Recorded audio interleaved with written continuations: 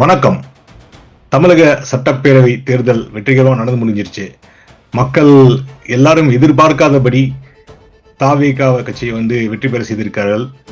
விஜய் ஆட்சி அமைப்பாரா? அவருக்கு இன்னும் முழுமையான வெற்றி கிடைச்சிருச்சா? இல்ல 108 சீட்டை வச்சு அவரால் முதலமைச்சர் ஆக முடியுமா அப்படிங்கிற ஒரு கேள்வி இன்னும் தொக்கி நிற்குது. ஸோ அது இன்னும் ஒரு சில நாட்களில் முடிவுறும்னு நினைக்கிறேன். நம்ம பல பேர் கணிச்சபடி திமுக இப்படியாச்சும் வெற்றி பெற்றுருந்தா அப்படின்னு நினைச்சிட்டு இருந்தாங்க. அப்புறம் சில பேர் இல்ல ஆன்டி இன்கும்பன்சி ஃபேக்டர் நிறைய இருக்கு, அதனால அதிமுக வரும் அப்படின்னு சொன்னாங்க. கிட்டத்தட்ட ஒரு 90 விழுக்காடு மக்கள் திமுக அல்லது அதிமுக ஜெயிக்கும் அப்படிங்கிறப்ப ஒரு 10 விழுக்காடு மக்கள் மட்டுமே தாவேகா வெல்லும் அப்படின்னு சொல்லிட்டு இருந்தாங்க. அந்த மாதிரி சூழல்ல தாவேகா பெரும் வெற்றி பெற்றிருக்கு. அதாவது ஒரு சீட் 2 சீட் எடுப்பாங்களா அப்படின்னு நினைச்சிட்டு இருந்த இடத்துல இன்னைக்கு 107 சீட்டு, அந்த 2 சீட்டையும் கனெக்ட் பண்ண 108 சீட்டுகள் ஜெயிச்சு வந்திருக்காங்க. ஆனா அது இன்னும் முழுமையான வெற்றி கிடையாது. ஏன்னா இன்னும் அவங்களுக்கு இன்னொரு 10-11 சீட்டாச்சும் தேவைப்படும் அப்படிங்கறதுதான் இன்றைய நிலைமை. ஸோ தட் செட் இதெல்லாம் நம்ம டிஸ்கஸ் பண்றதுக்காக நம்ம இன்னைக்கு சந்திக்க போகும் நபர் நமக்கு எல்லாருக்கும் தெரிஞ்ச எழுத்தாளர் திரு மாலன் அவர்கள். அவரை எழுத்தாளர் சொல்லிட்டு தனியா குறிப்பிட்டு சொல்ல முடியாது. ஏன்னா அவர் எழுத்தாளர் மட்டும் இல்ல, ஒரு ஜேர்னலிஸ்ட், ஒரு பிராட்காஸ்டர், அதை தவிர சிந்தனையாளர் அப்படின்னு தான் நமக்கு எல்லாருக்கும் தெரியும். அவர் அவரோட சிந்தனை, அவர் பின்னால் இருக்கிற புக்கை பார்த்தா உங்களுக்கு தெரியும். நிறைய எழுதியிருக்காரு, நிறைய பேசியிருக்காரு. அனைத்து கட்சிகளுடனும் அனைத்து தரப்பினருடன் பேசக்கூடியவர். ஸோ அவர் தான் இன்னைக்கு நம்ம இதுல பங்கு பெற போறோம், அவர் கூட பேச போறோம், அவரோட கருத்துக்களை கேட்க போறோம். So that side welcome to our நிகழ்ச்சி. இன்னைக்கு போஸ்ட் எலெக்ஷன் தமிழ்நாடு.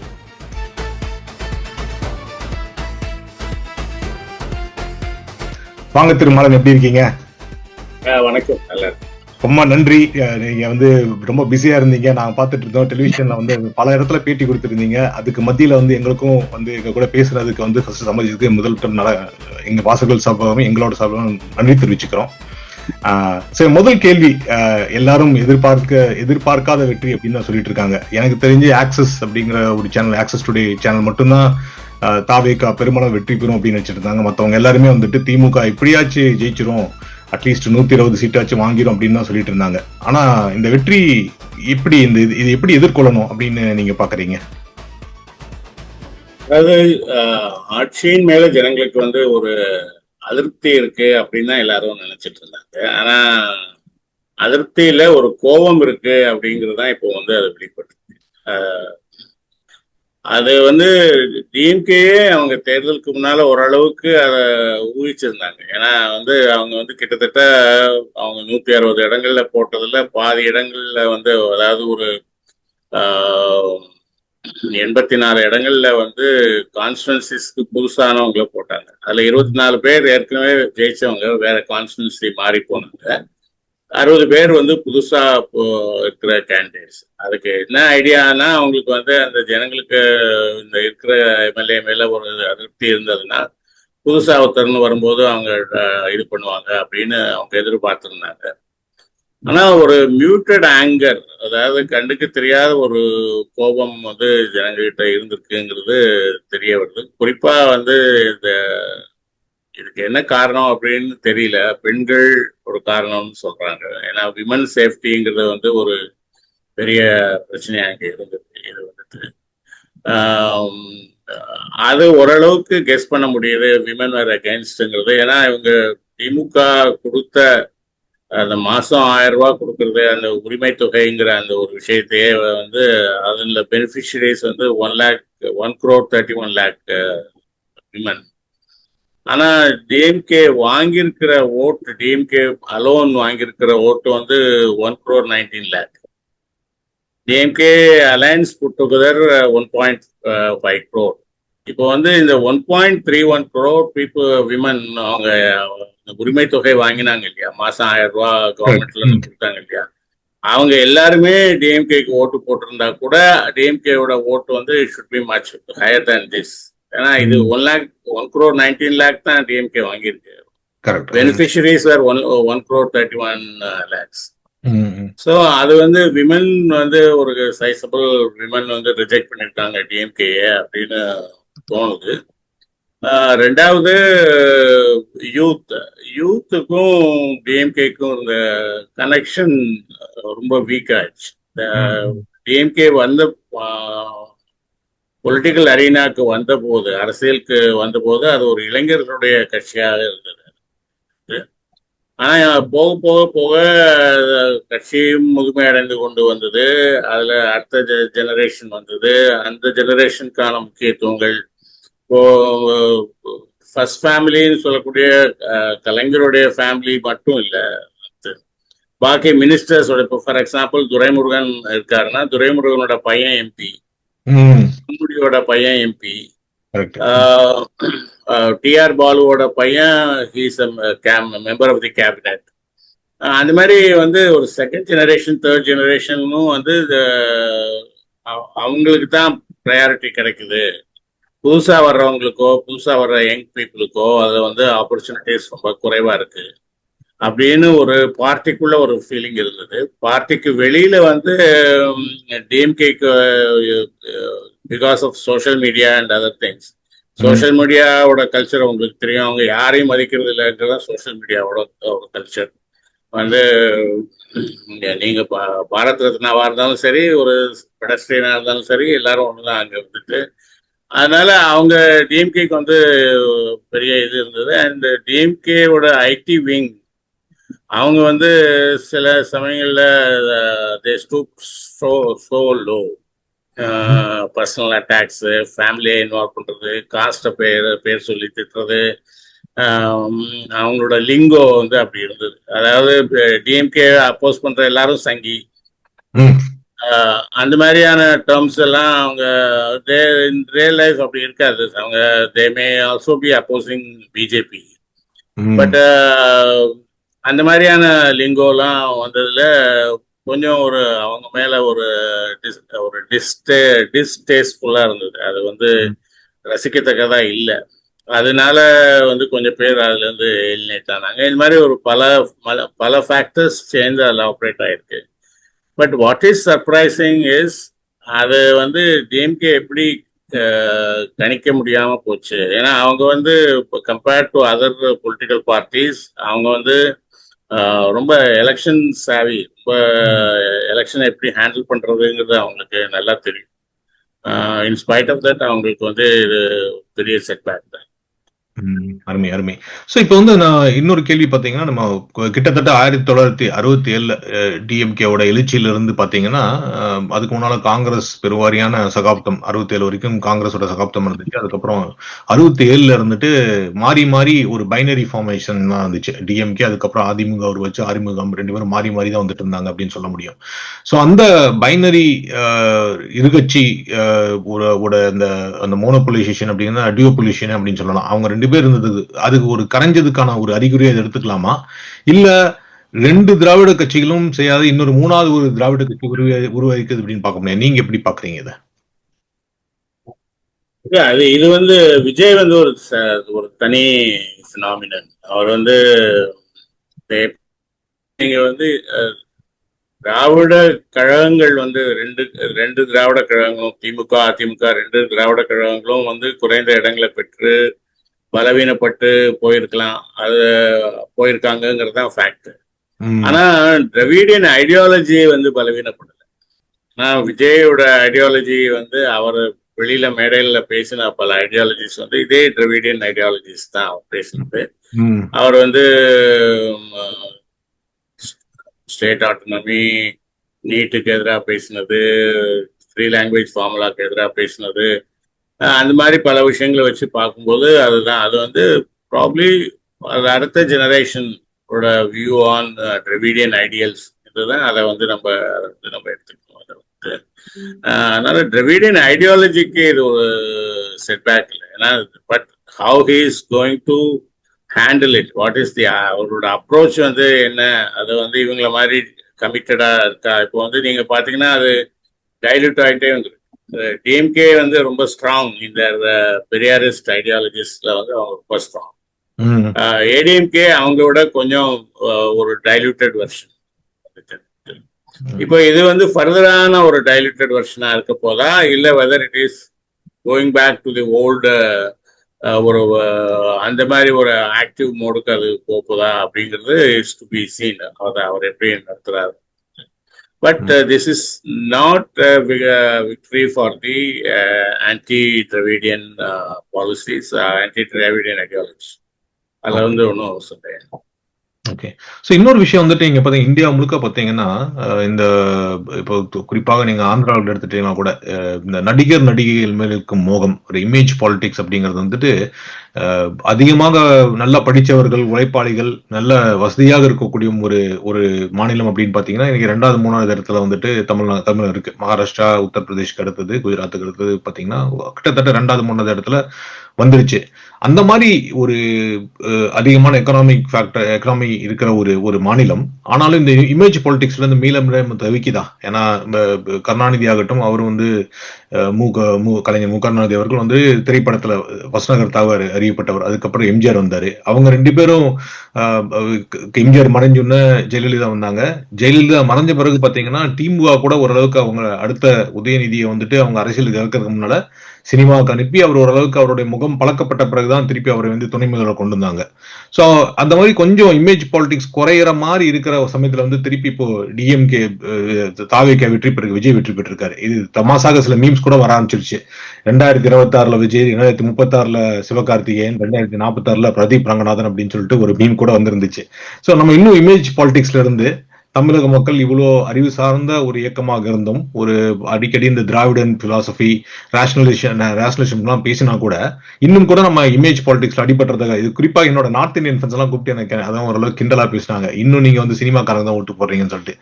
சோ அதை பத்தி உங்க கருத்து என்ன? இல்ல, தமிழ்நாடு பாலிடிக்ஸ் எப்பவுமே வந்து ஒரு பர்சனாலிட்டி சென்ட்ரட் பாலிடிக்ஸ். இப்போ இல்ல, 1971 இருந்து 1971 வந்து காமராஜ் வெர்சஸ் கருணாநிதி அப்படின்னு தான் அந்த எலெக்ஷன் நடந்தது. அதுக்கப்புறம் 1977 வந்து எம்ஜிஆர் வெர்சஸ் கருணாநிதி. அதுக்கப்புறம் வந்து சப்சிக்வெண்ட் எலெக்ஷன்ஸ்ல வந்து இப்போ 89 தவிர பாக்கி எல்லா எலெக்ஷன்ஸ்லையும் வந்து one personality is fitted against the other. அதான் அதுல இருந்த ஒரு விஷயம். கருணாநிதி எம்ஜிஆருக்கு அப்புறம் ஜெயலலிதா கருணாநிதி, அதுக்கப்புறம் வந்து ஸ்டாலின் எடப்பாடி, அதுக்கப்புறம் வந்து இப்போ ஸ்டாலின் விஜய்.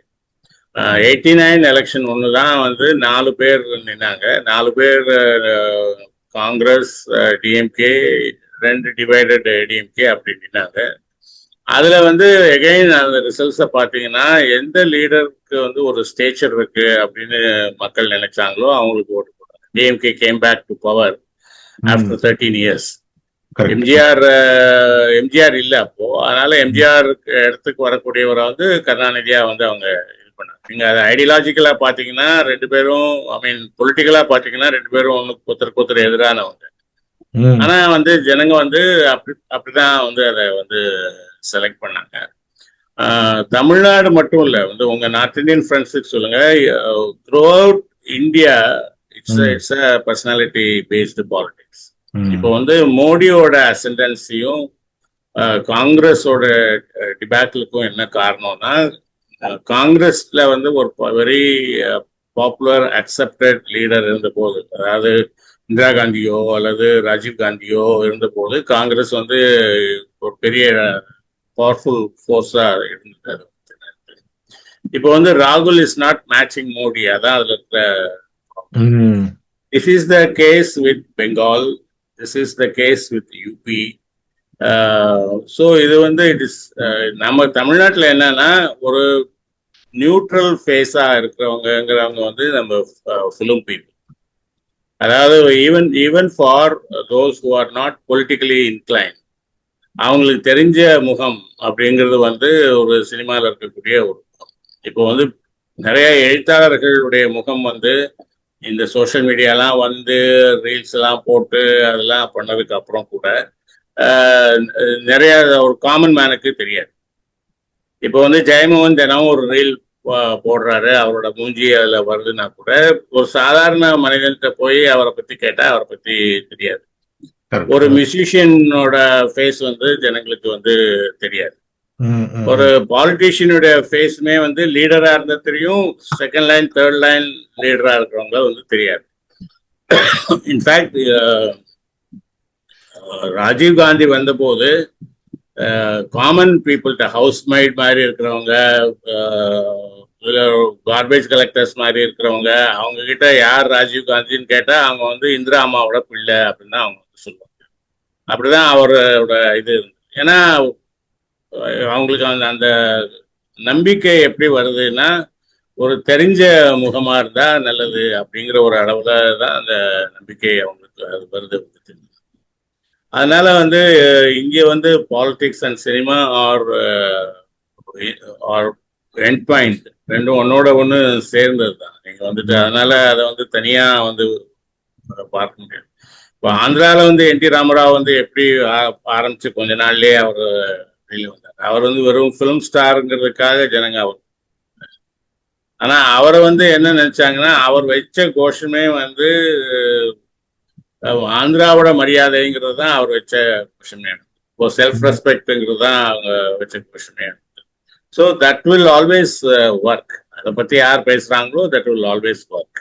ஆனா இன் ரியாலிட்டி பாத்தீங்கன்னா, ஒரு பக்கம் நம்ம வந்து இந்த மாதிரி பர்சனாலிட்டிகளுக்கு வந்து ஒரு அடிமைகளாக இருந்து கொண்டு, அல்லது அவங்களோட அடிமைகள்ங்கிற வார்த்தை ரொம்ப ஹார்ஷா இருந்ததுன்னா ஃபேன்ஸா இருந்து கொண்டு, இன்னொரு பக்கம் நம்ம வந்து ஒரு சுயமரியாதை, நம்ம வந்து ஒரு இன்டெலிஜென்ட் ஸ்டேட் அப்படின்னு கிளைம் பண்றதெல்லாம் வந்து ஒரு ஒரு கான்ட்ரடிக்ஷன். அதுதான் பல பேருக்கு அதை டீசைஃபர் பண்ண முடியல. நீங்க நிறைய அந்த மாதிரி தமிழ்நாட்டில் டீசைஃபர் பண்ண முடியாத பல விஷயங்கள் இருக்கு. தமிழ்நாடு இது வந்து நீங்க பாத்தீங்கன்னா infrastructure wise and economy wise வந்து அது ஒரு வெல் டெவலப்டு ஸ்டேட். பட் தமிழ்நாடுல தான் கரப்ஷனும் ஜாஸ்தி. எப்படி ரெண்டும் ஒரே இடத்துல கோ எக்ஸிஸ்ட் பண்ணுது அப்படிங்கிறது cannot be explained by theories வச்சு எக்ஸ்பிளைன் பண்ண முடியாது. But the fact is corruption as well as growth coexist in Tamil Nadu. அதே மாதிரி ஒரு ஒரு film admiration plus self respect coexist in Tamil Nadu. அந்த மாதிரி தான் திஸ் இஸ் ஒரு different phenomena as a whole. Okay, super. சொன்னீங்க. அடுத்தது வந்துட்டு இப்போ நீங்க வந்து திராவிட கட்சிகள் அப்படின்னு சொல்லிட்டு இருந்தோம். பட் ஆனா இந்த எலெக்ஷன்ல இன்னொரு முக்கியமான விஷயம் பாத்தீங்கன்னா, ஒரு சிட்டிங் முதலமைச்சர் வந்து அதுவும் வந்துட்டு கொஞ்சம் பாப்புலரா அந்த அளவுக்கு வந்து ரொம்ப இப்ப நீங்க மம்தா கூட தோத்துருக்காங்க. பட் அவங்க மேல அதிருப்தி இருந்தது வந்து கண்கூட பார்க்க முடியுது. ஆனா இப்ப நீங்க பாத்தீங்கன்னா ஸ்டாலின் மேல அந்த அளவுக்கு அதிருப்தி இருந்த மாதிரி தெரியல. அவர் போன கூட்டங்கள் எல்லாம் கூட அவருக்கெல்லாம் வரவேற்பு எல்லாம் நல்லபடியா இருந்துச்சு. ஸோ அவரோட நிலைமை என்ன? அதுக்கு அடுத்தது வந்து இபிஎஸ் அவர் வந்து பல ஈடுபாடுகள் ஜெயலலிதா இறந்ததுல இருந்து பாத்தீங்கன்னா அதிமுக கட்சி வந்து தட்டி ரொம்ப திக்கி திணறிச்சு. ஆனாலும் அவர் 5 வருஷம் ஆட்சி நிறைவேற்றினாரு. பட் அதுக்கப்புறம் 5 வருஷத்துல வந்து ஒரு நல்ல எதிர்கட்சி தலைவரா இருந்தாரான்னு இல்லன்னு தான் இருந்தாரு. பட் ஸ்பெசிபிக்கா ஸ்டாலின் அண்ட் இபிஎஸ் அவங்க வந்து திமுக அண்ட் அதிமுகவை அடுத்த கட்டத்துக்கு நகர்த்த முடியுமா? இப்போ நீங்க சொன்ன மாதிரி வந்து திராவிட மாடலுக்கு, அதாவது திராவிட கட்சிகளுக்கு, இந்த எதிர்கட்சிகளுக்கு வந்து பலத்த அடி. இதுக்கப்புறம் இந்த ரெண்டு கட்சிகளோட நிலைப்பாடு என்னவா இருக்கும்? இப்ப ஸ்டாலினோட தோல்வி வந்து யாரும் கணிக்காத, யாரும் எதிர்பாராத. ஆனா நம்ம தமிழ்நாடு பாலிடிக்ஸ்ல வந்து தலைவர்கள் வந்து சீஃப் மினிஸ்டரா இருந்தவங்க வந்து தோல்வி அடைஞ்சதை நம்ம பார்த்திருக்கோம். காமராஜ் தோற்று போயிருக்காரு, பக்தவச்சலம் தோற்று போயிருக்காரு, ஜெயலலிதா தோற்று போயிருக்காங்க. கருணாநிதி ஒரே ஒரு எலெக்ஷன்ல ரொம்ப குறைந்த ஓட்டு, ஒரு 1000 வாக்குகளுக்கு பிலோ 1000 ஓட்ஸ் வந்து அந்த மாதிரி இருக்கு. அதுல வந்து அது அது அடுத்த எலெக்ஷன்ல அது சரியா போயிடும். அது வந்து ஒரு பெரிய இது இல்லை வந்து. ஆனா அவங்களுடைய இப்போ ஸ்டாலினே முன்னால வந்து எம்எல்ஏ இருந்த போது கூட ஒருத்தர் தோற்றுருக்காரு. அதனால அது வந்து இது விஷயம் இல்லை. They will come back again. அதுல வந்து ஒன்றும் இது இல்லை. பட் ஆனா என்ன ஆகும்னா, அவர் மேல இருந்தது என்னன்னா, அவருக்கு வந்து பார்ட்டியில சுத்தி என்ன நடக்குதுங்கிறது அவருக்கு தெரியல. அவர் வந்து அதாவது பார்லிமெண்ட் எலெக்ஷனுக்கு அப்புறம் இப்போ 2024 பார்லிமெண்ட் எலெக்ஷனுக்கு அப்புறம் அதுல ஒரு பெரிய ரிசவுண்டிங் விக்டரி அவங்க கிடைச்சது. 39 out of 39 அவங்க கிடைச்சது. அதனால வந்து நம்ம ஒரு அசைக்க முடியாத இடத்துல இருக்கோம் அப்படிங்கிற மாதிரியான ஒரு இம்ப்ரெஷனை பார்ட்டியில் இருக்கக்கூடிய செகண்ட் லைன் பாசஸ், அப்புறம் அஃபீஷியல்ஸ், அந்த மாதிரிலாம் கொடுத்ததுனால அவங்க வந்து they have not become sensitive to the public issues. ம். அது அம்மா இப்படித்தான் சொல்லுவாங்க. ஆனா அதனால என்ன, இப்ப நம்ம சரியாதான், நம்ம வலுவாதான் இருக்கோம், நம்ம யாரும் அசைக்க முடியாது அப்படிங்கிற ஒரு மனநிலைக்கு வந்துட்டாங்க. அதனால ஜனங்க கிட்ட இருந்து அந்நியப்பட்டு போயிட்டாங்க. ம். ரெண்டாவது, மீடியா வந்து பெருமளவுக்கு அவங்களோட இன்ஃப்ளூயன்ஸ்ல இருந்தது, கண்ட்ரோல்ல இருந்ததுங்கிற வார்த்தையை நான் சொல்ல விரும்பல, ஏன்னா அது ஆத்தென்டிக்கா தெரியாது. ம். But they were largely influenced by, media was largely influenced by DMK leadership. ம். அதனால மீடியாவும் சரியான பிக்சரை வந்து அவங்களுக்கு கொடுக்கல. அப்ப என்ன ஆகுதுன்னா, ஒரு அவங்களுடைய ஒரு ஃபேலசியில தான் அவங்க இருந்திருக்காங்க. இப்போ அதை ரியலைஸ் பண்ணோம். இப்போ வந்து இந்த சின்சியரா இந்த டிஃபீட்டுக்கு என்ன காரணம்னு சின்சியரா அனலைஸ் பண்ணாங்கன்னா, அப்போ வாட் ஆர் த ரீசன்ஸ்னு அவங்க பார்க்கும்போது அதை உள்ள புரிஞ்சுக்கிறதுக்கு அவங்களுக்கு வாய்ப்பு. ம். எடப்பாடியை பொறுத்த வரைக்கும் வந்து அவர் வந்து பார்ட்டிய ஒரு ஒரு சிங்கிள் லீடர்ஷிப் கீழே கொண்டு வர்றதுக்கு ரொம்ப ஸ்ட்ரகிள் பண்ணாரு. ம். நீங்க ஏடிஎம்கே வந்து ரைட் ஃப்ரம் டே ஒன் அது வந்து ஒரு லீடர் சென்ட்ரிக் பார்ட்டி. ம். எம்ஜிஆர், அதுக்கப்புறம் ஜெயலலிதா. இப்போ டிஎம்கேல வந்து நீங்க செகண்ட் லைன் லீடர்ஸ்னு சில பேரை வந்து நீங்க சொல்ல வந்துட்டு, அன்பழகன் இருந்தாரு முதல்ல, அதுக்கு முன்னால நெடுஞ்செழியன் இருக்காரு, அதுக்கப்புறம் அன்பழகன் இருக்காரு, அதுக்கப்புறம் வந்து இப்போ துரைமுருகன், டிஆர் பாலு, அந்த மாதிரி வேரியஸ் கைண்ட்ஸ் ஆஃப் லீடர்ஸ் இருக்காங்க. ம். ஏடிஎம்கேல வந்து ஆரம்பத்துல இருந்து ஒரு லீடர் தான், எம்ஜிஆர். அவங்க யாரோ ஒருத்தங்க, திருநாவுக்கரசோ யாரோ சொன்ன மாதிரி அவரு தான் நம்பர் ஒன், நாங்கெல்லாம் ஜீரோ.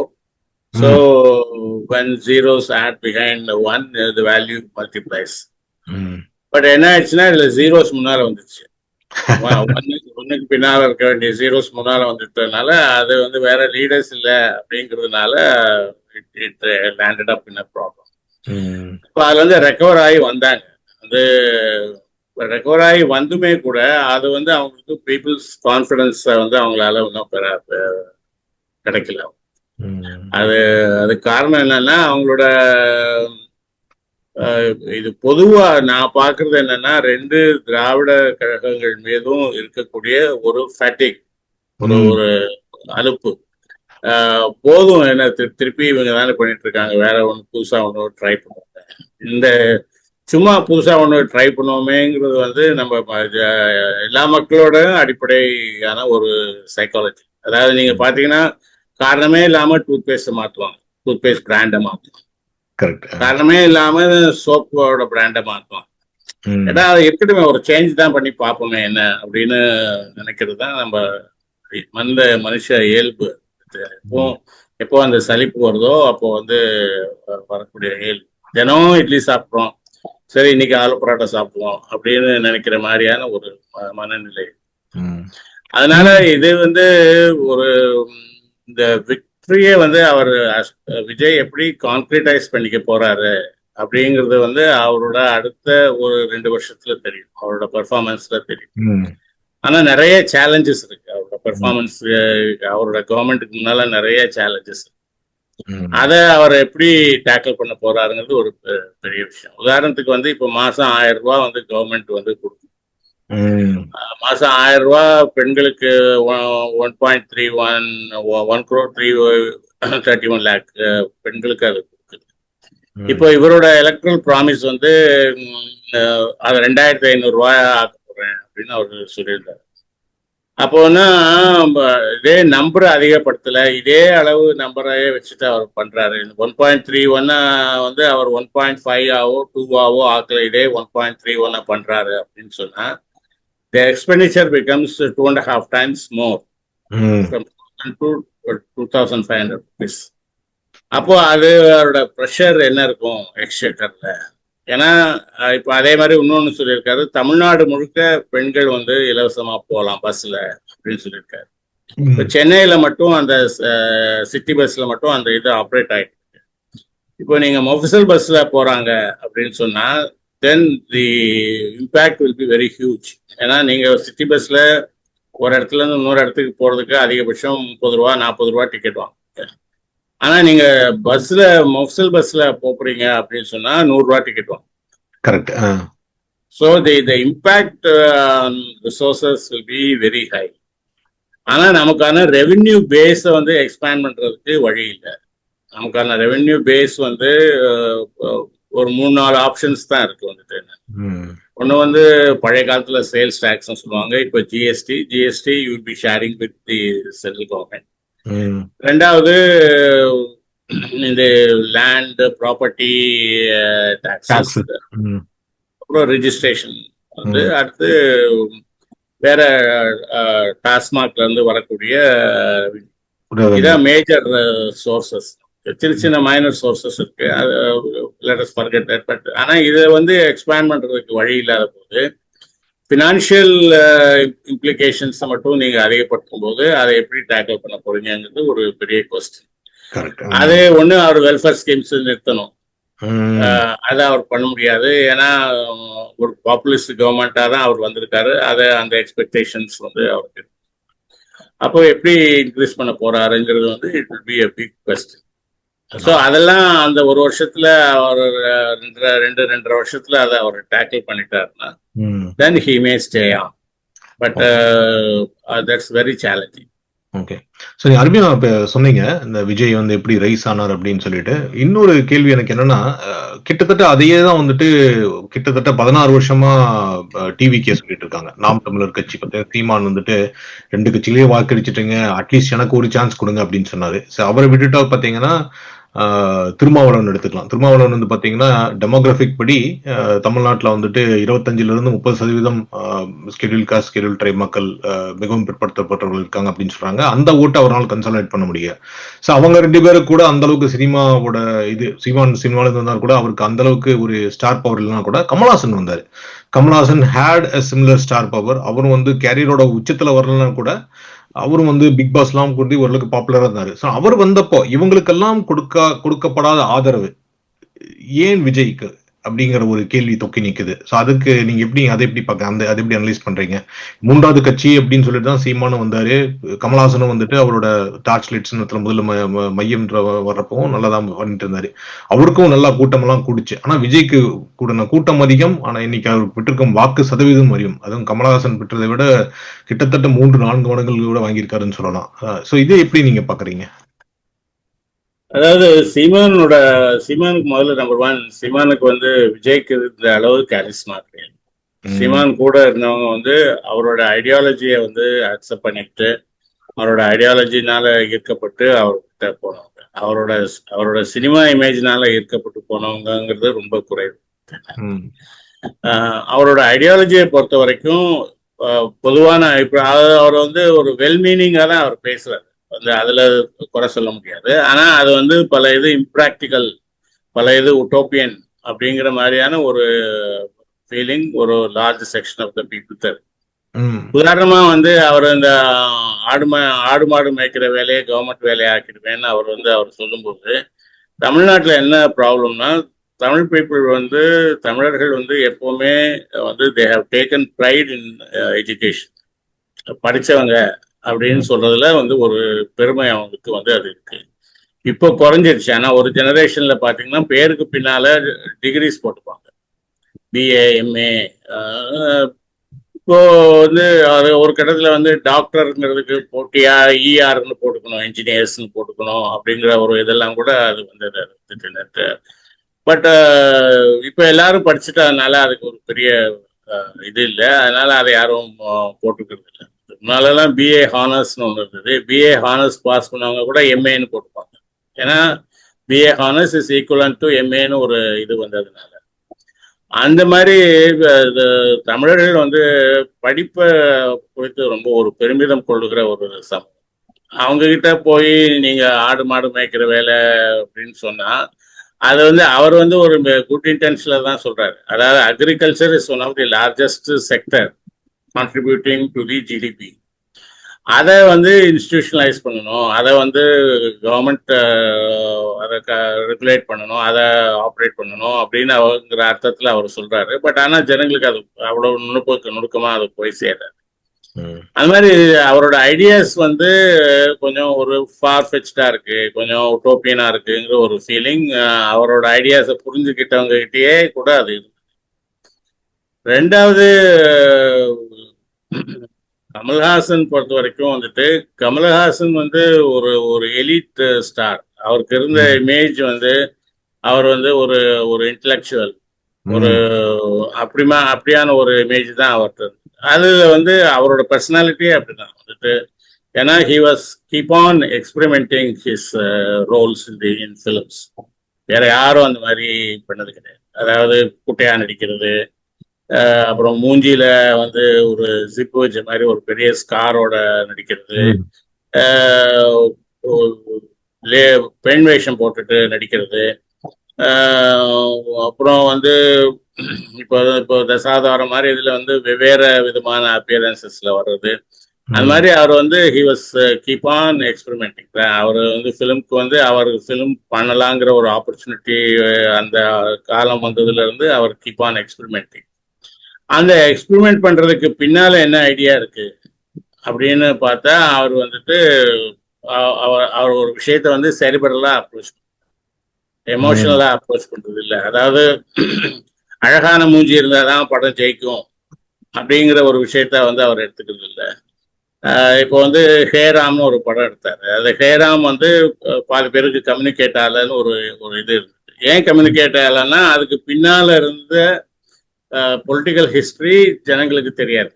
ம், பட் ஆனா அவர் வந்து அதை நான் பண்ண முடியும் அப்படின்னு அவர் வந்து அதை பண்ணார்.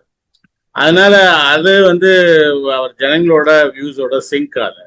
அதான் அதுல இருக்கக்கூடிய ஒரு ப்ராப்ளமா இருந்தது. ஆம், விஜய்க்கு வந்து என்னன்னு கேட்டீங்கன்னா, அவர் எப்பவுமே இந்த எம்ஜிஆர் மாதிரியான ஒரு ரோல்ஸ் தான் அவர் பண்ணியிருந்தார். அவர் வந்து பெருசா டிஃப்ரெண்டா எல்லாம் பண்ணணும் அப்படிலாம் அவர் நினைச்சது கிடையாது. ம். அவர் வந்து குட் வர்சஸ் ஈவில் அந்த ரோல் தான் அவர் பண்ணது.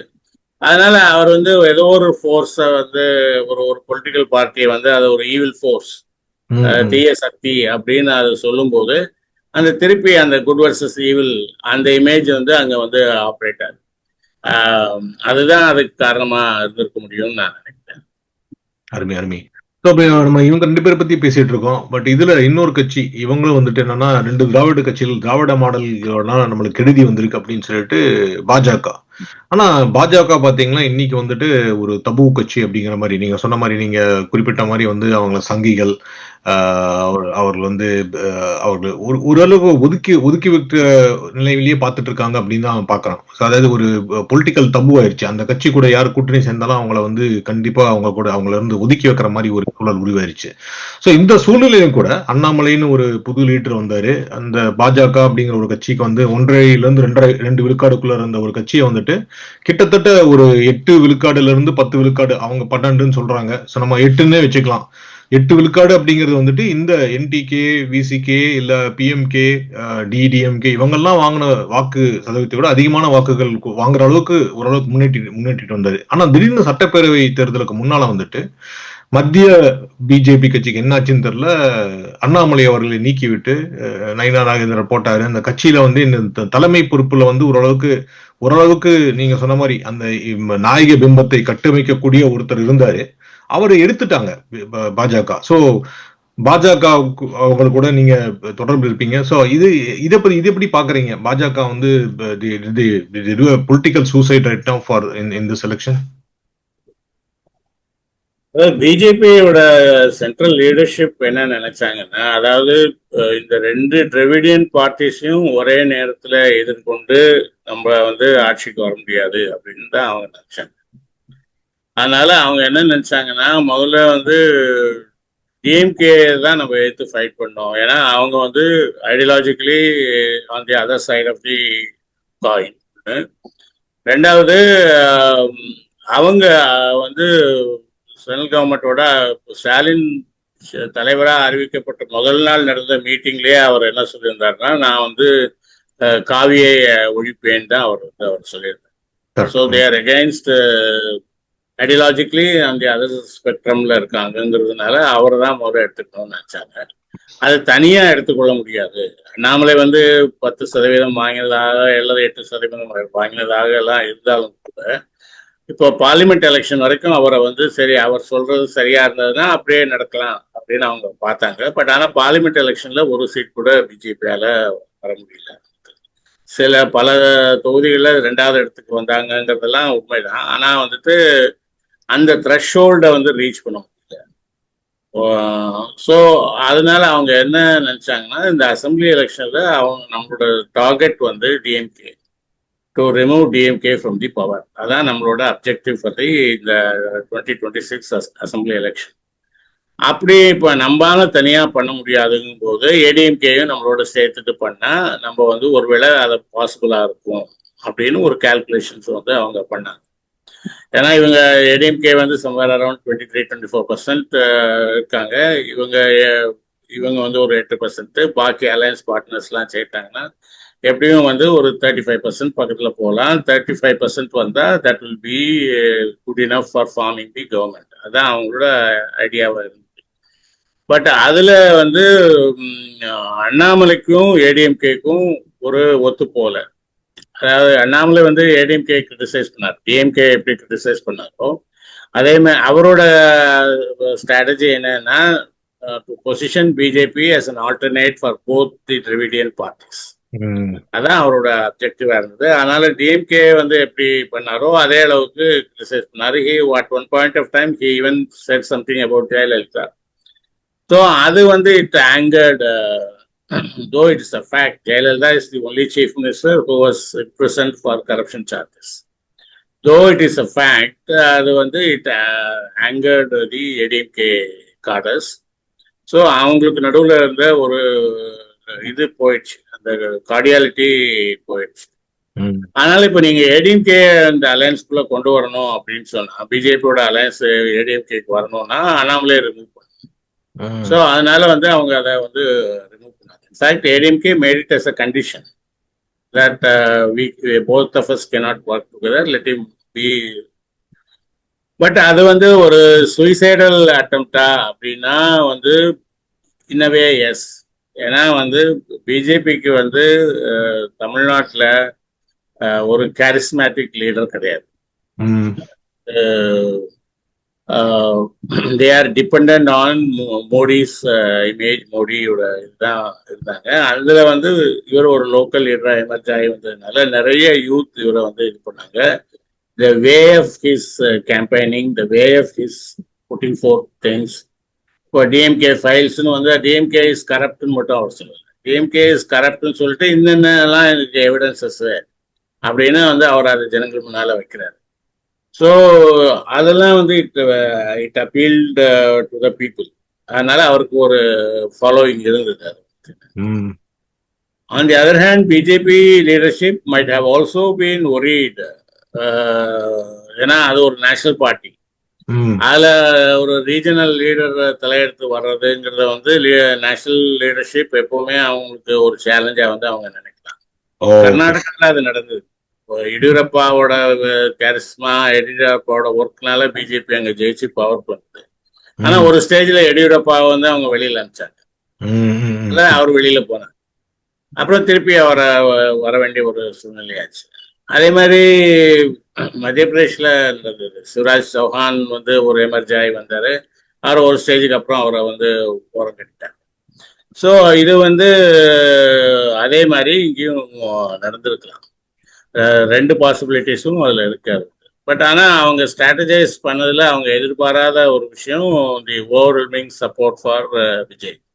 அது nobody has predicted, even they have not predicted. Okay. So கொஞ்சம் நம்ம அந்த பொலிட்டிக்ஸ், இந்த அனலிட்டிக்ஸ்ல வந்துட்டு கொஞ்சம் சோஷியல் அண்ட் எக்கனாமிக் சைட் பார்த்தீங்கன்னா நீங்க இதை பத்தி நிறைய பேசியிருக்கீங்க. அப்படிங்கிறதுனால இப்போ வந்து டிவிகே வின் பண்ணிட்டாங்க, இல்லை அவங்க தான் ஃபார்ம் பண்ணுவாங்க அப்படின்னு சாத்தியக்கூறுகள் இருந்தாலும் இப்போ சில விஷயங்கள் வந்துட்டு அதிமுக திமுக போகுமா அப்படின்ற மாதிரி எல்லாம் பேசிட்டு இருக்காங்க. ஸோ எப்படி நடக்கும்னு தெரியல. ஆனா இந்த தேர்தல் முடிவு வந்து மக்கள் வந்து ஒரு சில விஷயங்களை வந்து மனசுல வச்சு போட்டிருக்காங்க இல்லைங்களா. ஒண்ணு வந்து கண்டிப்பா வந்து வேலையில்லா திண்டாட்டம் கொஞ்சம் அதிகமா இருக்கு அப்படின்னு சொல்றாங்க, அது முக்கியமான விஷயம். ரெண்டாவது வந்து பெண்களுக்கு எதிரான பாலியல் கொடுமைகள், அதை பத்தியும் வந்து ரொம்ப பேசிட்டு இருந்தாங்க. இல்ல எல்லாத்துக்கும் மீறி வந்துட்டு தமிழகத்தில் வந்து கிட்டத்தட்ட பஞ்சாப் மாதிரியாக இந்த போதைப் பொருள் புழக்கம் அதிகம் அப்படின்ற விஷயம் வந்துட்டு ரொம்ப தெளிவா தெரியுது. டாஸ்மார்க் உருப்படியும் குடி சார்ந்த இருந்தாலும் கூட அதை தவிர கஞ்சா அப்படின்னு அல்லது இந்த போன்ற வேற போதை வஸ்துக்கள் எல்லாம் கூட அதிகமா கிடைக்குது அப்படின்னு சொல்றாங்க. சோ நீட் தேர்வு அப்படிங்கிறது கூட என்ன பொறுத்த இந்த 3 விஷயம் பெருசாக பார்க்கப்படுது. இத எதோட பின்னணியில வச்சு பார்க்குறோம்னா, தமிழகத்துல பார்த்தீங்கன்னா, பெண்கள் அதிகமான வாக்காளர் விகிதம் முதல் தேர்தல் அப்படின்னு நினைக்கிறேன். நீங்க என்ன தவறா இருந்தா கரெக்ட் பண்ணலாம். இதான் முதல் தேர்தல் பெண்கள் அதிகமா இருக்காங்க. சோ இந்த விஷயங்கள் எல்லாம் பார்த்தீங்கன்னா, போதைப் பொருள் தடுப்பாகட்டும், இல்ல இந்த பெண்கள் மீதான கொடுமைகளாகட்டும், இதெல்லாம் வந்து பெண்களை அதிகமாக பாதித்த விஷயங்கள். சோ இது வந்து இந்த நெக்ஸ்ட் கவர்ன்மெண்ட் எப்படி தாக்கு பிடிக்கும்? எப்படி எல்லாம் இத டேக்கிள் பண்ணணும்னு நீங்க நினைக்கிறீங்க? என்னோட அபிப்பிராயம் வந்து போதை ப்ராப்ளம், இந்த கஞ்சா ப்ராப்ளத்தை வந்து கவர்மெண்ட் யார் ஆட்சிக்கு வந்தாலும் ஒரு 3-pronged அப்ரோச் வந்து அவங்களுக்கு வேணும். நாங்க அதை முன்னால பண்ணி பார்த்துருக்கோம். அக்னியில இருந்த போது பண்ணி பார்த்துருக்கோம். கேம்பெயின் அகேன்ஸ்ட் ட்ரக்கை பண்ணிடணும், லெட்டஸ் சே நோ டு ட்ரக்ஸ்னு ஒரு கேம்பெயினே ரன். ஒன்று வந்து லெஜிஸ்லேஷன். அதில் வந்து இந்த பெட்லர்ஸ் அண்ட் அவங்க வந்து they should be strongly punished. அதுக்கு இன்னைக்கு நம்ம சட்டத்துல இடம் இல்லை. அது வந்து நம்ம நேஷனல் லெவல்ல திங்க் பண்ண வேண்டியது. ஸ்டேட் லெவல்ல இந்த ரூலிங்ல இருக்கிற பார்ட்டி கேன் திங்க். அது வந்து மலேசியா, சிங்கப்பூர் மாதிரி இதுல வந்து இருக்கிற மாடல்ஸ் அவங்க ஃபாலோ பண்ணலாம். அங்க வந்து ட்ரக் பெடலிங்க்கு வந்து பனிஷ்மெண்ட் வந்து கேபிட்டல் பனிஷ்மெண்ட் வந்து மரண தண்டனை. அந்த மாதிரியான ஒரு strong legislative measures number 1. Number 2, rehabilitation பண்ணும். இவ்வளோ நாள் பண்ண யூத்தை வந்து நீங்கள் மீட்டு கொண்டு வரணும். அதை மீட்டு கொண்டு வர்றதுக்கு ஒவ்வொரு டிஸ்ட்ரிக்ட் லெவல்லையும், இன்னும் சொல்லப்போனால் பஞ்சாயத்து யூனியன் லெவலில் வந்து they should form deaddiction centres. அது டி அடிக்ஷன் சென்டர்ஸில் வந்து ஒரு முக்கியமான இப்போ இந்த ட்ரக் அடிக்ட்ஸுக்கு பின்னால் இருக்கக்கூடிய அவங்களோட சோஷியலாஜிக்கல் அல்லது சைக்கலாஜிக்கல் கண்டிஷன்ஸ் அனலைஸ் பண்ணி பார்த்தீங்கன்னா, ஒன்று ரிஜெக்ஷனுங்கிற ஒரு காரணமாக இருக்கும். Rejection maybe in any form, ஃபேமிலியில் ரிஜெக்ஷன், அல்லது லவ் ஃபெயிலியரில் ரிஜெக்ஷன், அல்லது வேலையில் ரிஜெக்ஷன், அந்த மாதிரி ஏதோ ஒரு ரிஜெக்ஷன் ஒரு காரணமாக இருக்கும். இன்னொன்று புரோக்கன் ஹோம்ஸ், புரோக்கன் ஃபேமிலிஸ், அது ஒரு காரணமாக இருக்கும். இன்னொன்று வந்து அவங்கள வந்து ஒரு ஃப்ரஸ்ட்ரேஷன் இருக்கும் எல்லாத்துலையும், யார் மேலேயும் ஒரு நம்பிக்கை இல்லாத ஒரு சூழ்நிலையில அவங்க இருப்பாங்க. All these things can be addressed through counselling. ஆனால் அது மட்டும் போதாது. உங்களுக்கே தெரியும், பில் கிளின்டன் அங்கே இருக்கும்போது ஹி பாப்புலரைஸ்டு பேஸ்பால். பேஸ்பாலுக்கு என்ன காரணம்னா, அதுக்கு ஒன்றும் பெரிய காஸ்ட் கிடையாது. ஒரு ஒரு ரிங்கும் ஒரு பந்தும் தான் வேணும். அதனால இப்ப நீங்க பாத்தீங்கன்னா ஒவ்வொரு வீட்லயும் ஒரு ரிங் இருக்கு. ஆவரேஜ் அமெரிக்கன் ஹோம் எய்தர் இந்த டெக்லயோ அல்லது சைட்லயோ வந்து ஒரு ரிங்கும் ஒரு பந்தும் இருக்கு. அந்த மாதிரி இங்க காஸ்ட் எஃபெக்டிவா பண்ணணும்னா கபடியை வந்து அவங்க பண்ணலாம். கபடி அதுக்கு ஒரு சின்ன ஸ்பேஸ் போதும், ஒரு டீமா ஒர்க் பண்ணலாம், அதுக்கு காஸ்ட் கிடையாது. அந்த மாதிரி ஒரு லேட்ரல் திங்கிங் வேணும். அதுக்கு out of the box ideas அதை ரிஹாபிலேட் பண்ணுறதுனா வரும்னா அவங்களுக்கு பணம் கொடுக்குறது, அவங்களுக்கு கவுன்சிலிங் கொடுக்குறதுங்கிறது மட்டும் இல்லாமல் அவங்களை வேற எதுலையாவது அவங்களை என்கேஜ் பண்ண வைக்கணும். இது வந்துட்டு மூணாவது வந்துட்டு அவங்க வந்து ஒரு awareness programme at every school லெவலில் வந்து அதை வந்து பண்ணணும். ஏன் ட்ரக்ஸ் ஆர் டேஞ்சரஸ் அப்படிங்கிறத வந்து அவங்க சொல்லணும். It harms not only your body but it also harms your பர்சனாலிட்டிங்கிற ஒரு விஷயத்த வந்து அவங்களுக்கு சொல்லணும். அது அது வந்து நார்காட்டிக்ஸ் பொறுத்த வரைக்கும். விமன் பொறுத்த வரைக்கும் என்னன்னு கேட்டீங்கன்னா, ஒரு லேக் ஆஃப் கான்ஃபிடன்ஸ் இருக்கு. அதாவது இந்த செக்ஷுவல் அசால்ட்ஸ்லாம் வந்து என்ன மாதிரி அதனுடைய ரிப்பிள் எஃபெக்ட் என்னன்னு கேட்டா, நல்லா இருக்கிற பெண்களுக்கு, கான்ஃபிடென்ட்டா இருக்கிற பெண்களுக்கு வெளியில போறதுக்கு ஒரு பயம் வந்து, அது வந்து they have to infuse confidence in women that they இதை வந்து டேக்கிள் பண்ணலாம் ஏன்னா இந்த செக்ஷுவல் அசால்ட்ஸ் காரணமா இருக்கிறதுமே அதுக்கு இன்னொரு காரணம் வந்து இந்த கஞ்சா. அது அதை நீங்க கண்ட்ரோல் பண்ணும்போது இதையும் பண்ணலாம். நாங்க விஆர் வித் யூ. இப்போ ஜெயலலிதா வந்து என்ன பண்ணாங்கன்னா, ஒரு தரம் ஒரு எத்ராஜ் காலேஜ் ஈவ் டீசிங் நடக்குது. எத்ராஜ் காலேஜ்ல இருந்து ஒரு பொண்ணு வெளியில வருது. ஒரு பையன் தண்ணி பாட்டில் எடுத்து அவ மேல வீசிட்டான். அந்த பொண்ணு அதை ஆசிட் நினைச்சு அது பயந்துச்சு. ஆட்டோல ஒரு ஒரு டெத் ஏதோ நடந்து போச்சு. அந்த பொண்ணோட டெத் ஏதோ உடனே அவங்க என்ன பண்ணாங்கன்னா வந்து ஒரு ஒயிட் லீக்னு ஒயிட் ஸ்குவாட்னு வந்து ஒன்று பண்ணாங்க. அதாவது police women will be there in the campus but not in the uniform. அவங்க வந்து பஸ்ல டிராவல் பண்ணுவாங்க, அவங்க காலேஜ் வாசல்ல இருப்பாங்க. அப்போ வந்து எங்கெல்லாம் பாசிபிள் பொட்டென்ஷியல் ஈவ் டீசிங் இது இருக்கோ அங்கெல்லாம் வந்து அவங்க இருப்பாங்க. ஸோ அது வந்து ஒரு indirect way of giving confidence to இப்போ நம்மளை யாரோ காப்பாற்றுறதுக்கு இருக்காங்க, நம்மளை யாரோ ஹெல்ப் பண்ணுறதுக்கு இருக்காங்கங்கிற ஒரு இது. அந்த மாதிரி that has to be approach psychologically.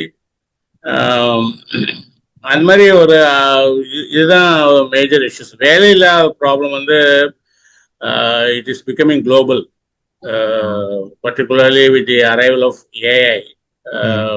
யாரு என்ன செய்ய போறோங்கிறது யாருக்கும் தெரியாம இருக்காது. நான் பார்க்கறது வந்து எங்க துறையில பத்திரிகை துறையில வந்துட்டு அந்த சில சில அதுலலாம் இருக்கிறவங்க யாருன்னு பார்த்தா பெருசா ஒரு சப் எடிட்டர் லெவலுக்கு வராம அதுக்கு கீழே லெவல்ல இருக்கிறோம். ஸோ அந்த மாதிரி people they become vulnerable. Experts, specialist அவங்க ஒரு மாதிரி சர்வைவ் ஆயிடுவாங்க. பட் இந்த லோயர் ரேங்க்ல இருக்கிறவங்க, மிடில் ரேங்க்ல இருக்கிறவங்க, அவங்க தே மே பி அஃபெக்டட். அது it needs a very drastic approach. அதை என்ன பண்ண போறாங்கிறது தெரியாது. இப்போ அங்கிருந்து இப்போ அடுத்த பிரச்சனை இப்போ இந்த டிவிக்கு வெற்றிக்கு இன்னொரு வாட்டி வந்தீங்கன்னா இந்த சோசியல் டெமோகிராபிக்ஸ் அப்படின்னு சொல்லுவாங்க. இப்போ நம்மளுக்கு வந்து இந்த ஓட்டு அரசியல், அதுல இந்த சாதி அரசியல் அப்படின்னு சொல்லிட்டு. ஸோ இந்த தாவேக்காவோட வெற்றியில பாத்தீங்கன்னா சில நல்ல முக்கியமான மாற்றங்கள். ஒன்று வந்துட்டு 40 பிளஸ் கான்ஸ்டிடியூஷன்ஸ் வந்துட்டு allocated for schedule caste schedule seats இருக்கு. அது தவிர ஜெனரல் இதுல வந்துட்டு எந்த பெருங்கட்சியும் வந்துட்டு இந்த மாதிரி தாழ்த்தப்பட்டவர்கள் வந்து அந்த நிறுத்த பட்டியலின மக்களை வந்து நிறுத்த மாட்டாங்க. ஆனா இந்த தாவேகா அணியில வந்துட்டு முதல் முறையாக 8 கேண்டிடேட்ஸ் வந்துட்டு இந்த மாதிரி பொது கான்ஸ்டிடியூன்சில நிக்க வச்சாங்க. அதுல வந்து 2-3 பேர் ஜெயிச்சிருக்காங்க அப்படின்னு சொன்னா எனக்கு சரியான ரெக்கார்ட் தெரியல. ஆனா அது நிக்க வச்சதே பெரிய விஷயம். அதுவே அதிமுகவோ திமுகவோ வந்துட்டு அந்த மாதிரி ஜெனரல் கான்ஸ்டிடியூன்சிஸ்ல வந்துட்டு ஒரு தலித் அல்லது பட்டியலின மக்களை வந்து நிக்க வச்சது இல்லை. ஸோ அது ஒரு பெரிய மாற்றமா பார்க்கலாம். ரெண்டாவது வந்துட்டு இந்த தேர்தலை வந்துட்டு 2 பெரிய கட்சிகளும், அதாவது 2 திராவிட கட்சிகளும் வந்துட்டு ஒரு பிராமணரை கூட நிறுத்தல. அதுலயும் வந்து விஜய் வித்தியாசமா என்ன பண்ணிருக்காருன்னா பிராமணர்களை நிறுத்தி வச்சிருக்கா. அதுல 2 பிராமணர்கள் வந்து ஜெயிச்சும் இருக்காங்க அப்படின்னு சொல்லலாம்.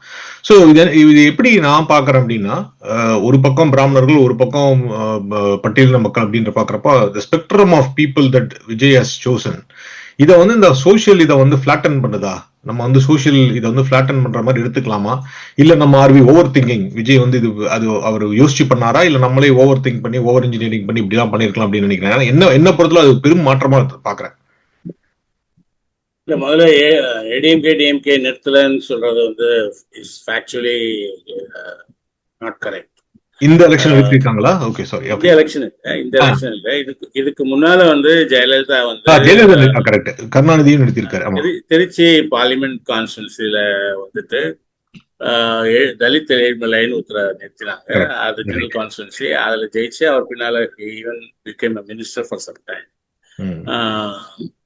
ரெண்டாவது இப்போ வந்து 8 பேர் நிறுத்தி அதுல வந்து 2 பேர் இல்ல 5 பேர் ஜெயிச்சிருக்காங்க. 5 தலித் வந்து ஜெனரல் கான்ஸ்டிட்யூன்சில இருந்து ஜெயிச்சிருக்காங்க.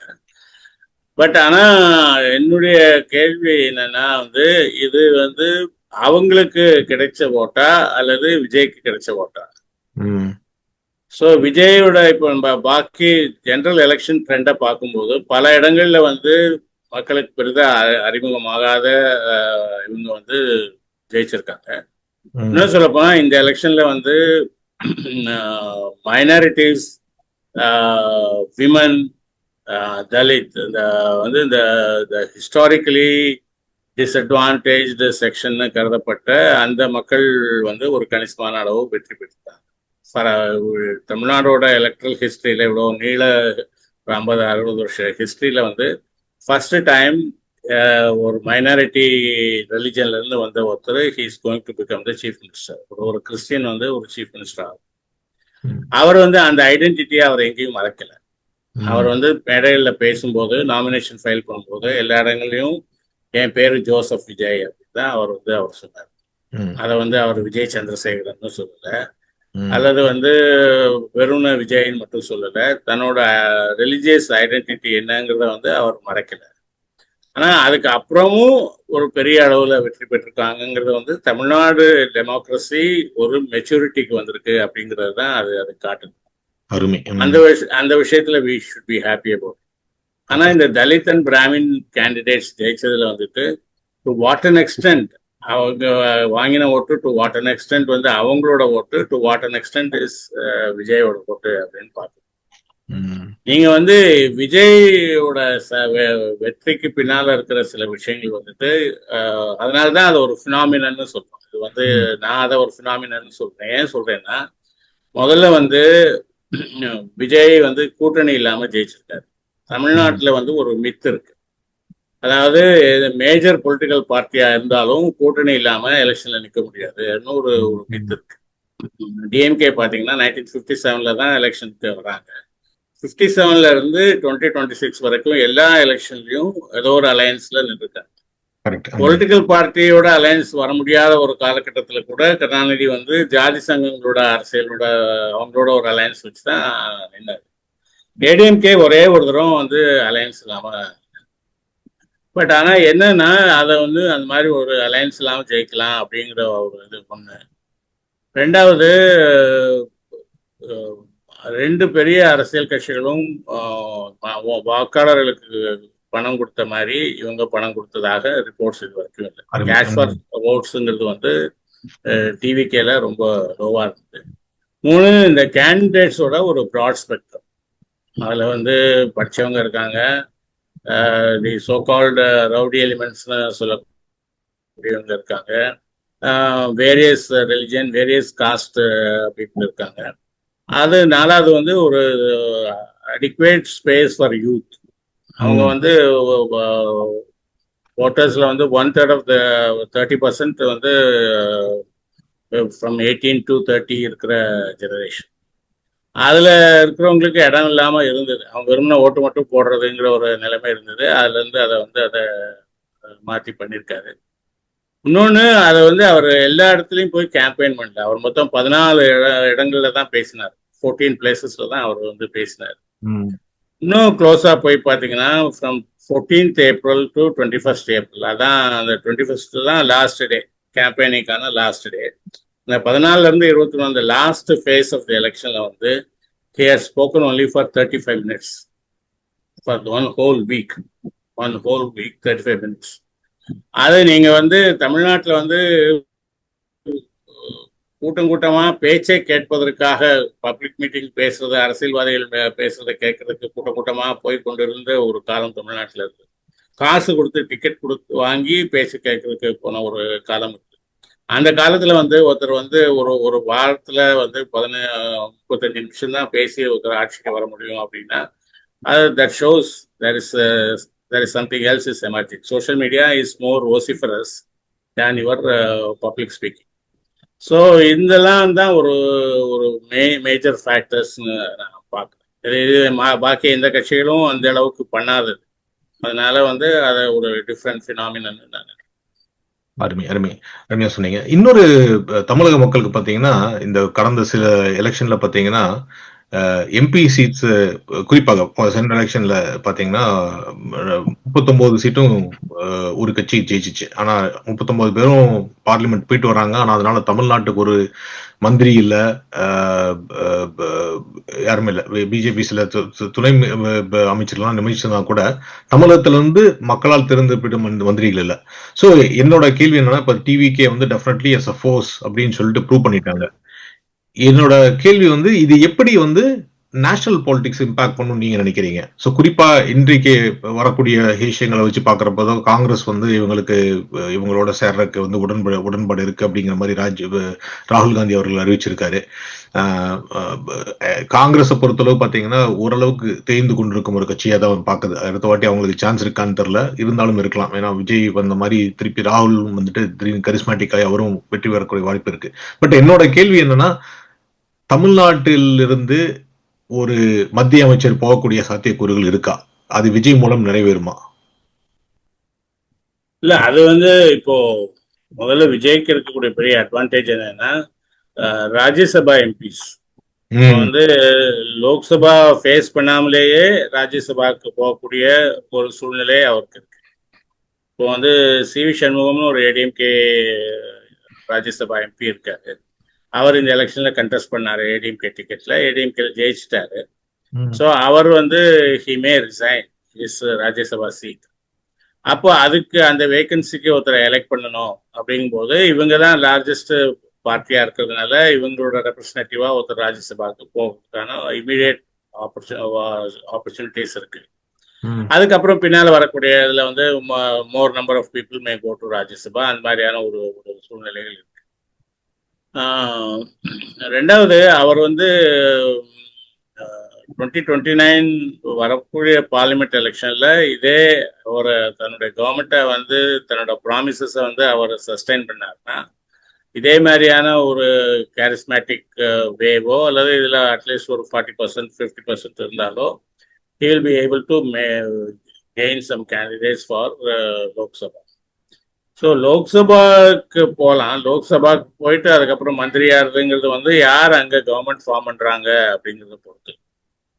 அது வந்து நீங்கள் நேஷனல் பார்ட்டிஸ் தமிழ்நாட்டில் ஜெயிக்கலைன்னா, beat BJP, beat Congress, beat communist யாரானா இருக்கும், பட் நேஷனல் பார்ட்டி தமிழ்நாட்டில் ஜெயிக்கலைன்னா கேபினெட்ல இடம் பெறுறது is difficult unless if a coalition government is formed in centre. But அதுக்கான ஸ்கோப் என்ன இருக்கு அப்படிங்கிறத பார்க்கணும். ஏன்னா இப்போ வந்து பார்லிமெண்ட் அசம்பிளி எலெக்ஷன்ஸ்ல வந்து பிஜேபி 22 ஸ்டேட்ல அவங்களோட ரூல் இருக்கு, எக்ஸப்ட் தி சதர்ன் பெனின்சுலா தவிர. இப்போ ஈஸ்ட் பூரா வந்து பெங்கால்ல அவங்க ஜெயிச்சதுனால அஸ்ஸாம், பெங்கால், ஒடியா வரைக்கும் அவங்களோட ஈஸ்ட்ல வந்து அவங்களோட இது இருக்கு. பீகார் எல்லாம் இருக்கும்போது அவங்களுக்கு கம்ப்ளீட்டா east is in the control of BJP. அதே மாதிரி அதே ட்ரெண்ட் போச்சுன்னா, and if BJP gets larger number of votes except the southern belts, then there is no possibility unless Tamil Nadu elects somebody from the national party. இல்ல, அதுக்கு முன்னால இருந்த மாதிரி 2014க்கு முன்னால இருந்த மாதிரி ஏதோ ஒரு கொலிஷன் கவர்மெண்ட் வருது, ஒரு யூபிஏ கவர்மெண்ட் மாதிரி ஒரு மல்டி பார்ட்டி கவர்மெண்ட் வருதுன்னா அப்போ there is a possibility. But அதுல எவ்வளவு தூரம் அவங்க எஃபெக்டிவா இருக்க முடியுங்கிறதும் then it's something to be viewed and debated separately depending on the situation in which it emerges. So இப்போ அதுக்கடுத்தது வந்து நேஷனல் பார்ட்டி பற்றி. இன்னும் அடுத்த கேள்வி வந்துட்டு பட்ஜெட். இப்போ இன்டர்ம் பட்ஜெட் பிப்ரவரியில தாக்கல் பண்ணாங்க. பட் ஆனால் இப்போ புதுசா யார் ஆட்சிக்கு வந்தாலும் அவங்க புது பட்ஜெட் தாக்கல் பண்ணணும். நீங்க ஓரளவுக்கு அதை கூட்டிட்டு காட்டினீங்க எப்படி எல்லாம் எக்ஸ்பெண்டிச்சர் இருக்கு அப்படின்னு சொல்லிட்டு. இன்னொரு கேள்வி என்னன்னா, டிவிக்கு இன்னைக்கு வந்திருக்கிற புது பார்ட்டி, புது ஆட்கள், தமிழக பட்ஜெட் அப்படின்னு பார்த்தா நான் சொன்ன மாதிரி உங்களுக்கு தெரிஞ்சிருக்கும், இந்தியாவில் 2வது பட்ஜெட் கிட்டத்தட்ட 5 லட்சம் கோடி அப்படின்னு சொல்றாங்க. அத்தனை சாரி 35 லட்சம் கோடி, சாரி 35 கோடி ஜிடிபி நம்மளோட டோட்டல் இது அப்படின்னு சொல்றாங்க. கடந்த 2 வருஷங்களா பாத்தீங்கன்னா டபுள் டிஜிட் ஜிஎஸ்டிபி growth. ஒரு சென்ற வருடம் வந்து 12 விழுக்காடு, இந்த வருடம் கிட்டத்தட்ட 11 விழுக்காடு அப்படின்னு சொல்றாங்க. ஸோ இப்போ அதை சஸ்டெயின் பண்ண முடியுமா? அந்த சஸ்டெயின் பண்ணக்கூடிய அளவுக்கு திறமை இருக்கா? நீங்க பட்ஜெட்ல என்னென்னலாம் இந்த புது கவர்மெண்ட் வந்து எந்த கவர்மெண்ட் ஃபார்ம் பண்ணலாம் அவங்க என்னென்ன பண்ணுவாங்கன்னு நீங்க எதிர்பார்க்கறீங்க? அதாவது பட்ஜெட்ல அவங்களுக்கு ஆட்கள் இருக்காங்க, அது இல்லைன்னு சொல்ல முடியாது. ஏன்னா வந்து அவங்களோட அருண்ராஜ்னு ஒருத்தர் இருக்காரு, அவர் ஹீஸ் அன் ஐஆர்எஸ் ஆஃபீஸர்.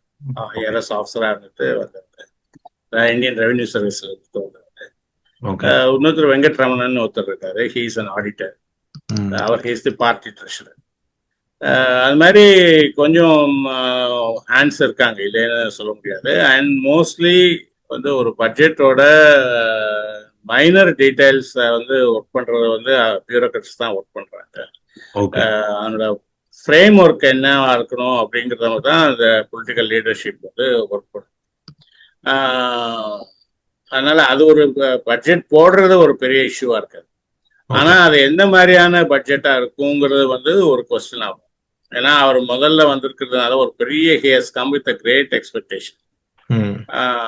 அது வந்து it's a burden for him.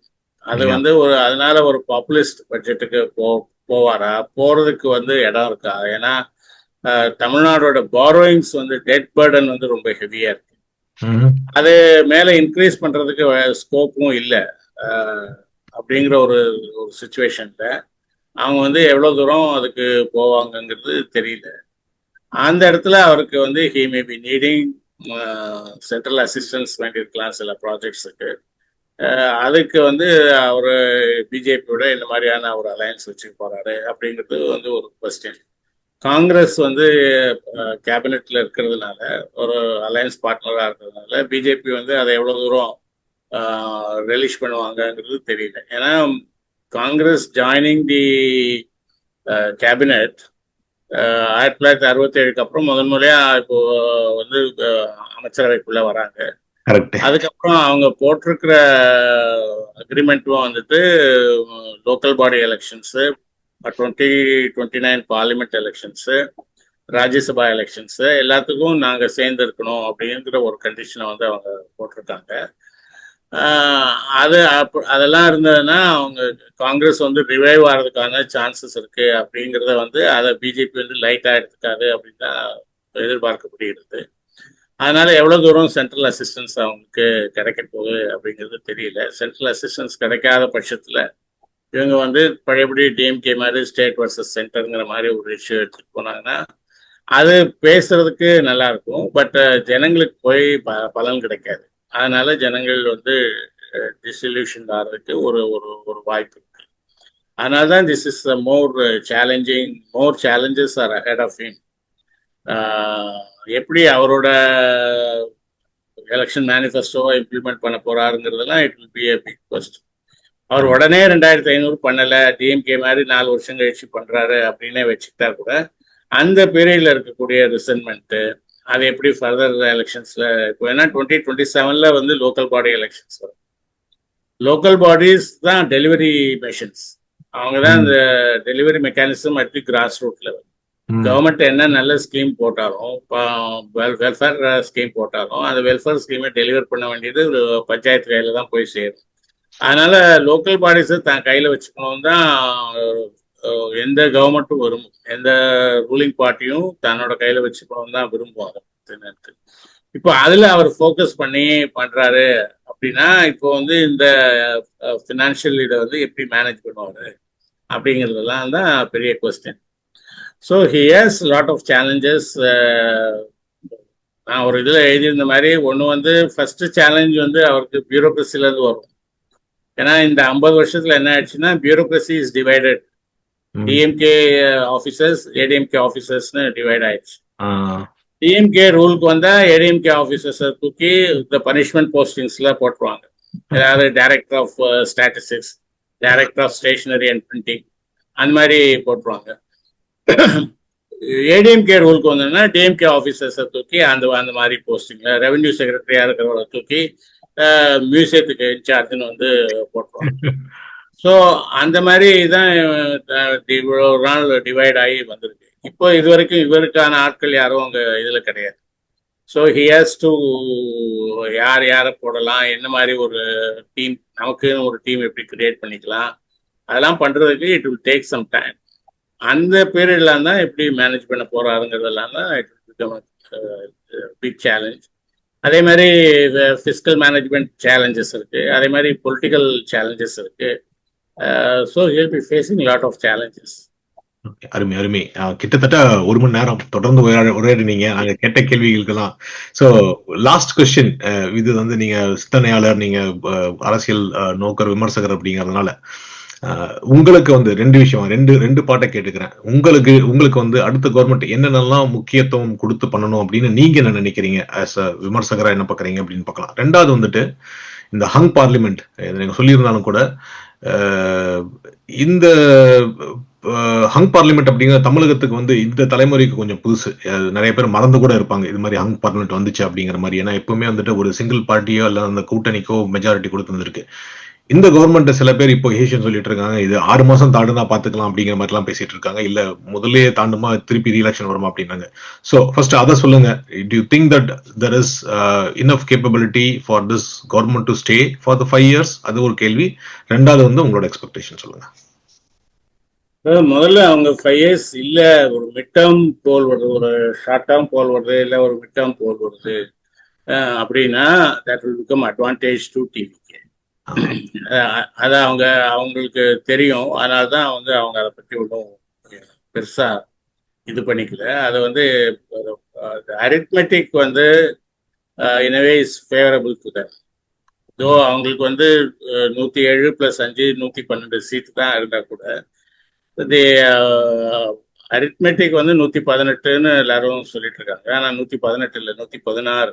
ஏன்னா 234ல இவர் 2 சீட்ல ஜெயிச்சதுனால ஒரு சீட்டை ரிசைன் பண்ணிட்டு 233.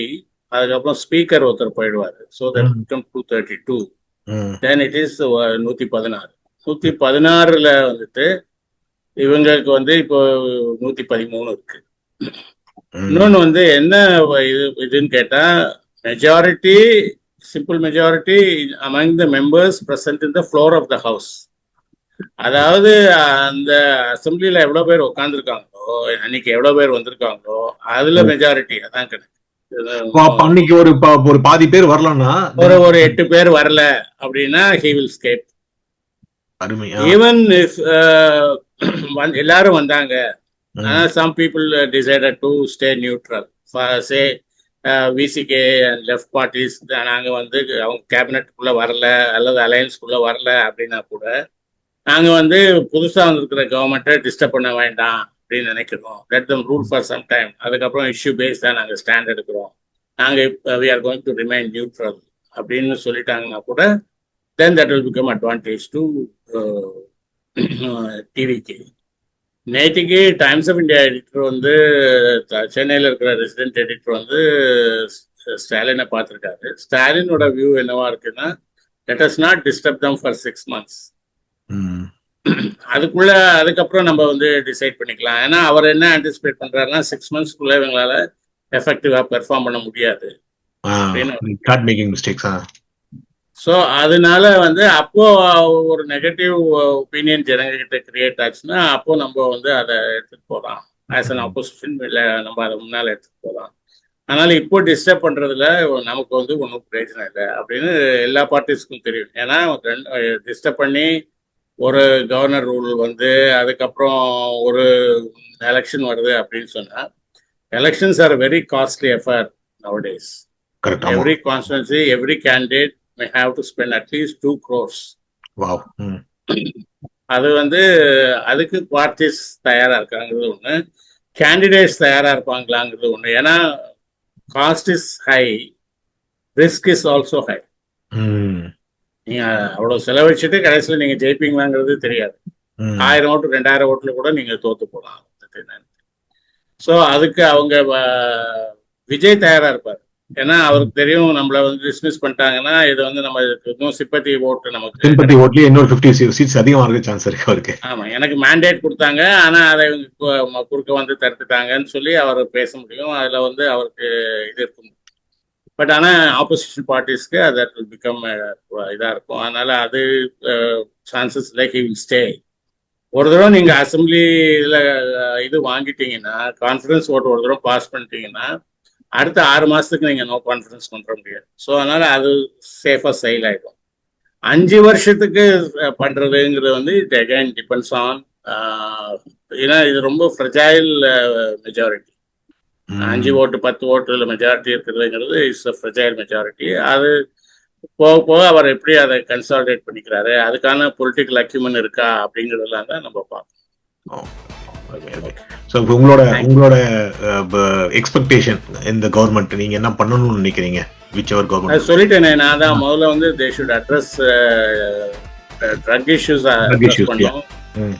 அன்எம்ப்ளாய்மெண்ட் அட்ரஸ் பண்ணோம், பிசிக்கல் கன்சாலிடேஷனை அட்ரஸ் பண்ணோம். இதுதான் அவங்களோட மேஜர் இதாக. ஃபென்டாஸ்டிக். அதை நிறைவாக முடிச்சுட்டீங்க. ஸோ நான் சொன்ன மாதிரி 1 hour தொடர்ச்சியாக பேசுனீங்க with all the due respect. நீங்கள் பேசுகிறப்ப கேட்குறதே வந்து it's very enlightening for us. So thank you very much for making the time. நம்ம தொடர்ந்து பேசலாம், உங்க கூட நிறைய பேசணும்னு ஆசையாக இருக்குது. நீங்கள் ஏஐ பற்றி சொல்லியிருக்கீங்க, அதை பற்றி நம்ம கண்டிப்பாக பேசலாம். With all your contributions, thanks to all your contributions and we will keep in touch definitely. Thank you very மச்ங்க. Thank you so much. Thank you, Dinesh. Thank you, Bala. Thank you, sir. Thank you. Thank you.